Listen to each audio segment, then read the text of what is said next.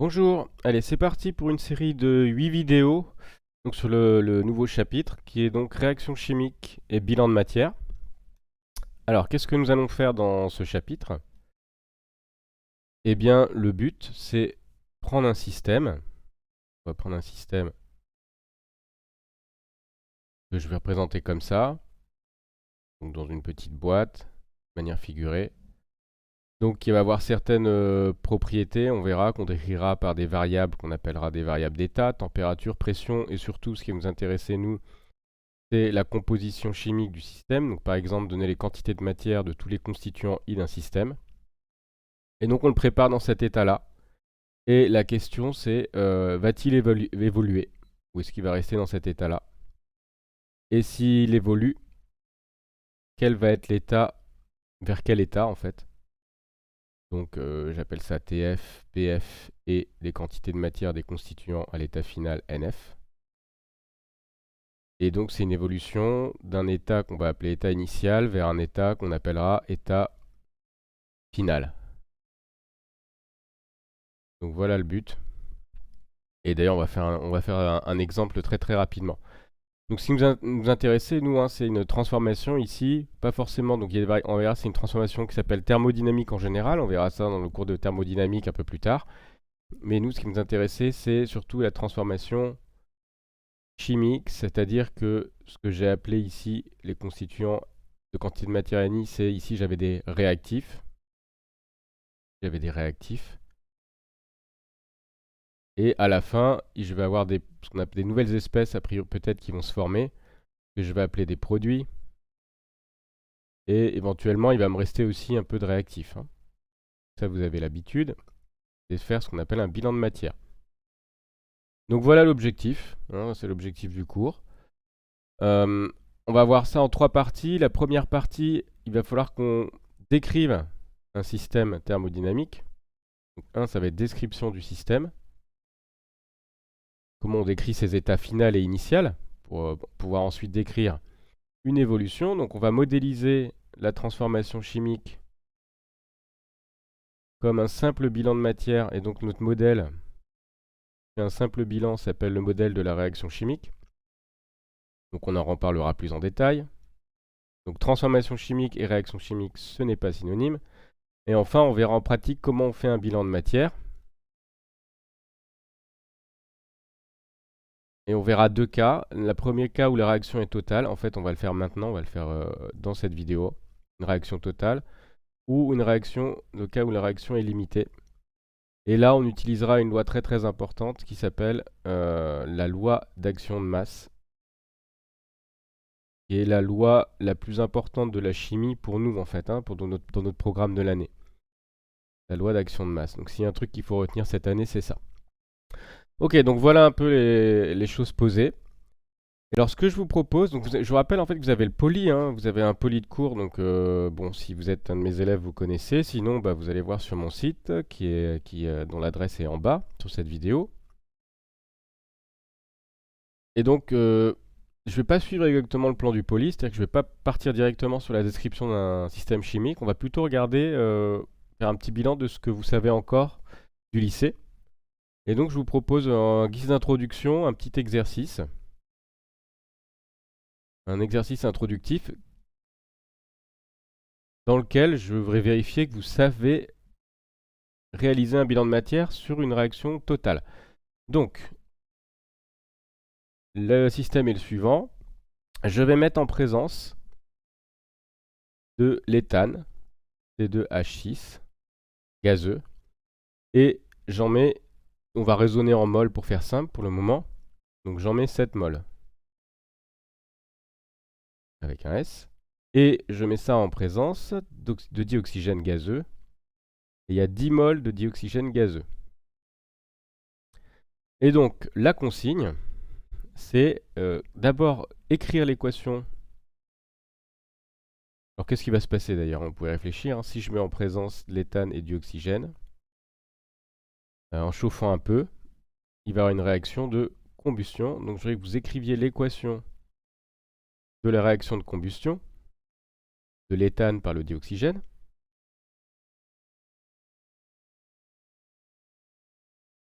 Et dans un second temps, je vais appeler ça 1, 2.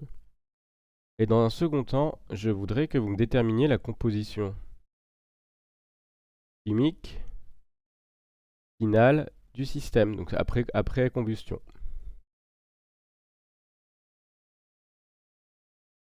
Du système. Et on va supposer, en supposant que la réaction est totale.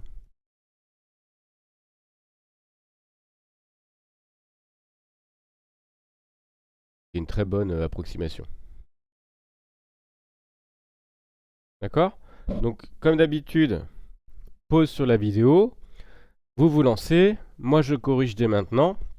Si vous coincez, bah, vous lancez la suite de la vidéo. Vous regardez un peu vous regardez la correction. Donc, par exemple, l'équation de la réaction. Si vous ne savez pas l'écrire, bah, vous regardez comment on l'écrit. Mais après, vous essayez de faire la suite quand même tout seul.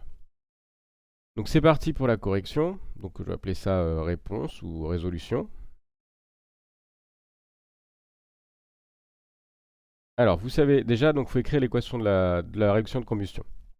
Donc, j'écris les réactifs à gauche. C2H6, donc gazeux, plus donc l'éthane plus du dioxygène, à l'état gazeux aussi, égal. Alors, je ne sais pas ce que vous avez mis comme signe ici, mais moi, je vous impose un signe égal. On en discutera, on en reparlera quand on verra le modèle de la réaction chimique. Ici, il faut mettre un signe égal. Donc ici, on a les réactifs. Les produits, quels sont les produits de la combustion? Donc vous êtes censé connaître les produits. Hein. Donc on a une espèce chimique là qui contient du carbone et de l'oxygène. Donc les produits de la combustion de cet alcane, ça va être du dioxyde de carbone, CO2 à l'état gazeux, et de l'eau à l'état liquide. Voilà. À partir de là, on va équilibrer l'équation, ou ajuster, on dit aujourd'hui, ajuster les coefficients stoichiométriques, de façon à respecter en fait la conservation des éléments chimiques. Donc ici, j'ai 2 moles de carbone. Ici, j'en ai qu'une, donc je vais mettre un coefficient 2. Je vais les mettre en couleur hein, pour le moment. Non, on va mettre directement en bleu. Allez. Donc là, j'ai 2 moles de carbone aussi. Donc l'élément carbone est équilibré. Ensuite, je vais faire l'oxygène en dernier parce qu'il apparaît dans 3 espèces chimiques. Il faut toujours commencer par équilibrer ceux qui apparaissent dans le moins d'espèces chimiques. Donc il y avait le carbone qui apparaissait que dans l'éthane et dans le CO2. Maintenant, j'ai le d'hydrogène qui apparaît dans l'éthane et dans l'eau. Donc j'en ai 6 moles à gauche, 3 moles, 2 moles à droite. Donc ici, je vais mettre un coefficient 3. Donc l'hydrogène, c'est bon. Et maintenant, il ne reste plus qu'à faire l'oxygène. Ici, j'en ai 2 moles. Ici, 2 fois 2, 4 moles. Plus 3, ça fait 7. Donc ici, il faut que je mette 7 demi. Il n'y a aucun problème avec un coefficient stoichiométrique fractionnaire. Donc voilà l'équation de la réaction de combustion. Maintenant, il faut que je détermine la composition chimique finale du système. Alors ça, vous savez comment il faut faire. Je vais vous remettre la méthode derrière. Alors peut-être ce que je vais faire, c'est recopier l'équation et continuer derrière. Donc ça c'était la question 1. Question 2. Donc on va repartir de l'équation. Alors quelle est la méthode? On a une réaction totale.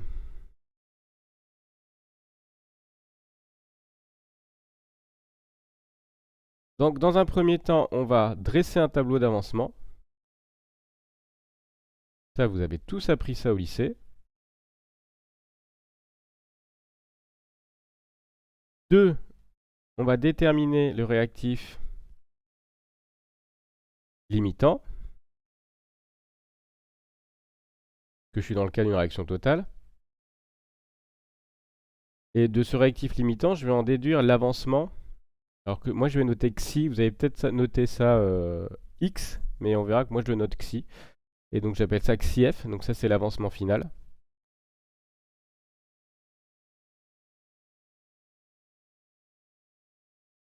Et 3, on va en déduire les quantités de matière des différentes espèces chimiques à l'état final.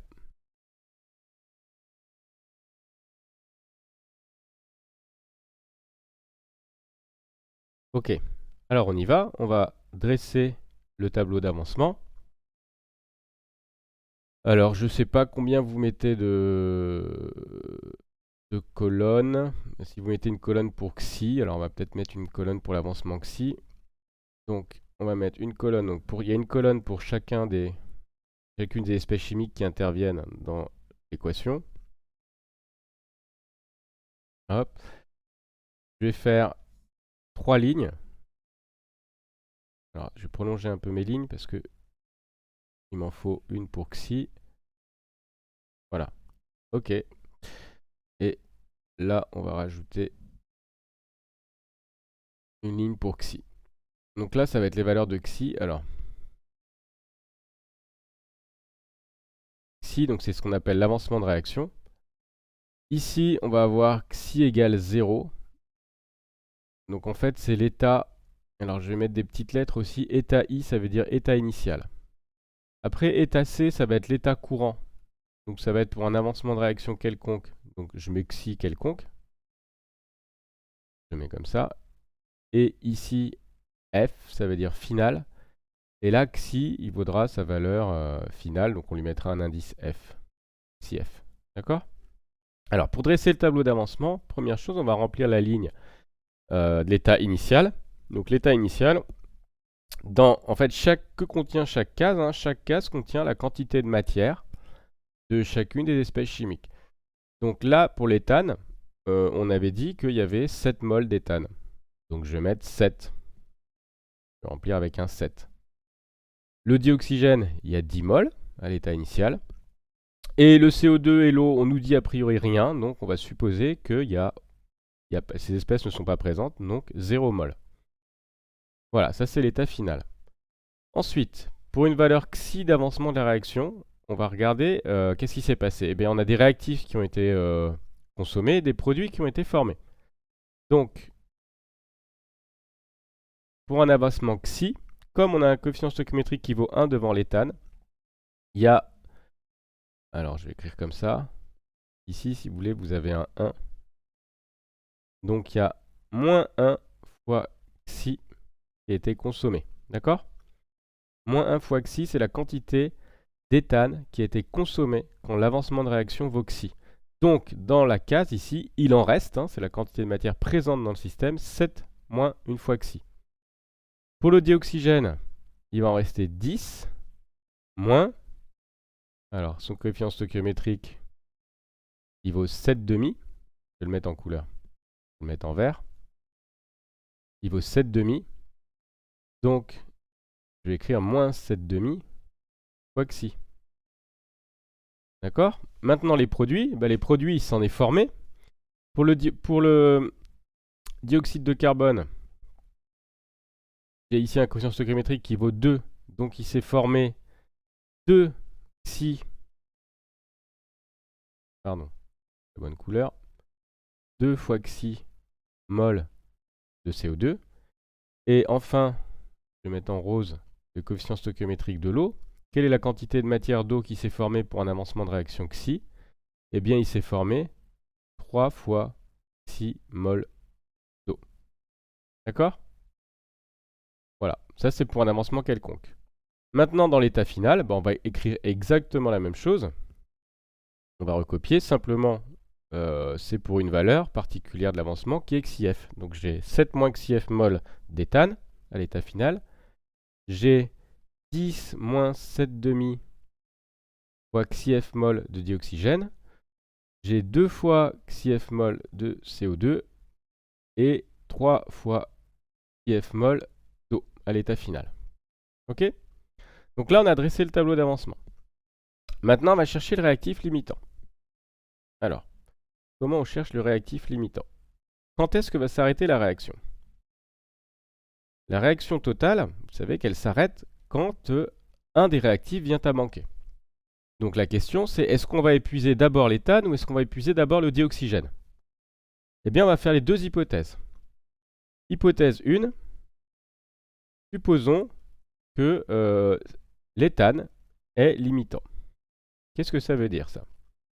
Eh bien, par définition, ça veut dire qu'à l'état final, dire que l'éthane est réactif limitant, ça veut dire qu'à l'état final, la quantité de matière, je peux la noter comme ça, la quantité de matière d'éthane à l'état final ça vaut 0. Or, cette quantité de matière à l'état final, eh bien, c'est la quantité de matière qui est écrite ici dans la case du tableau d'avancement, c'est-à-dire 7 moins XIF égale 0, c'est-à-dire XIF, l'avancement final, égale 7 mol. D'accord? Donc, si l'éthane était réactif limitant, l'avancement à l'état final, il s'arrêterait à 7 mol, donc il croîtrait jusqu'à 7 mol. Et ensuite, la réaction s'arrêterait. Si maintenant c'est le dioxygène qui est limitant, et bien à ce moment-là, ça signifie que la quantité de matière de dioxygène à l'état final vaut 0, 0 mol. Hein. C'est-à-dire, cette quantité de matière, elle est écrite dans le tableau ici. 10 moins 7 demi XIF égale 0. C'est-à-dire XIF égale 20 septièmes. Je vais pas le... Voilà, je vais le laisser comme ça. Ou alors pour simplifier, on peut dire que c'est à peu près 3. On va juste pour simplifier un tout petit peu. On va supposer que c'est 3. Ok? Donc maintenant vous regardez. Deux possibilités pour XIF. Soit XIF égale 7 mol, soit XIF égale 3 mol. Eh bien, en fait, vous voyez que XIF va d'abord atteindre la valeur 3 mol avant d'atteindre la valeur 7 mol. Donc ça veut dire qu'on va épuiser d'abord le dioxygène avant l'éthane. Donc ça veut dire que le réactif limitant, c'est vraiment le dioxygène. D'accord? Ça, j'appelle ça XIF1 et ça XIF2. C'est les hypothèses. Donc j'ai XIF2 inférieur à XIF1. Donc la véritable valeur de XIF, c'est la plus petite des deux. Donc c'est XIF2, c'est 3 mol à peu près. Et c'est le dioxygène qui est le réactif limitant.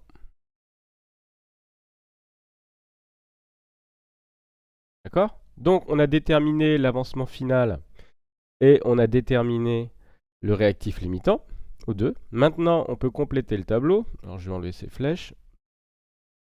Avec les quantités de matière à l'état final. Alors je vais vous faire ça en...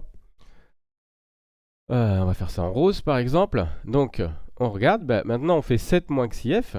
7 moins XIF c'est quoi? C'est 7 moins 3, parce que je sais que l'avancement final c'est 3 mol. Et donc il reste à la fin 4 mol d'éthane.